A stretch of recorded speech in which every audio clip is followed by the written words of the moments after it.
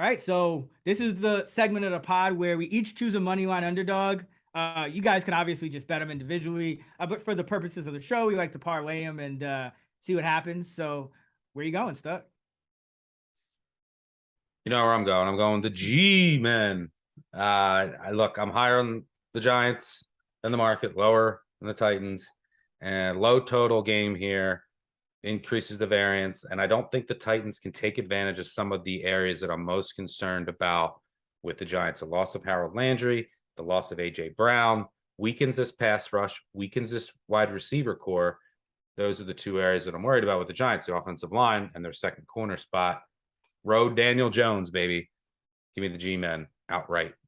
Big improvement you'll see on the sidelines this year.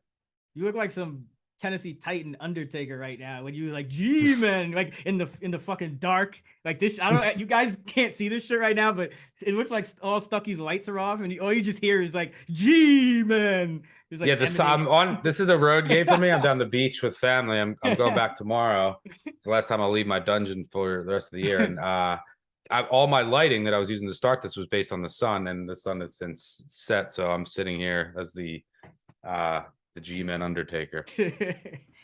Yeah, I like it. I'm gonna go with the Jacksonville Jaguars, and they're plus 120.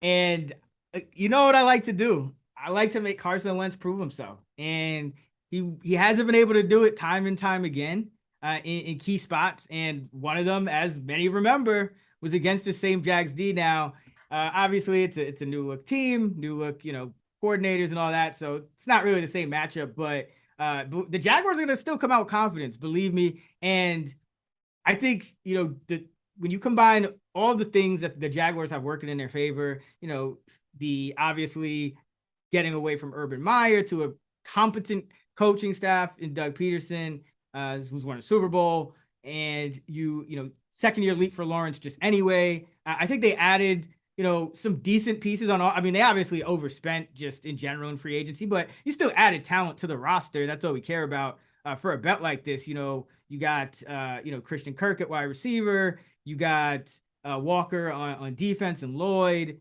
And, you got ETN coming back off the injury. You have Sheriff on the offensive line. So, there's enough of a talent infusion here where I don't think the disparity between these two teams is as great as people think, even going on the road. Because, Washington, one of the smallest, most negligible non-LA home field advantages in the National Football League. So, I'm not really, oh my God, the Jaguars are going on the road, this is going to be a tough game. Like, no, the Jaguars, like they could certainly win this game. And I think with the number down to 2.5, you might as well just take the money line here. If it gets back to 3, then I don't hate taking the spread, but it may not. And because again, the Jags, everyone seems to be on the Jags, but I think there's actually good reason for it. I think they have a good shot at winning this one. I still don't trust that Washington defense. I don't know.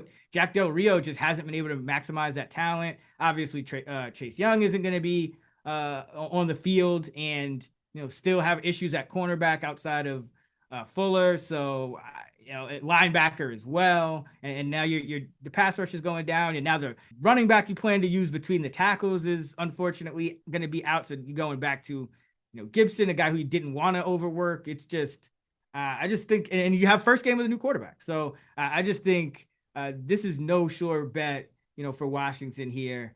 And I make this line even smaller, but because I can't get the 3, I love them as a money line dog.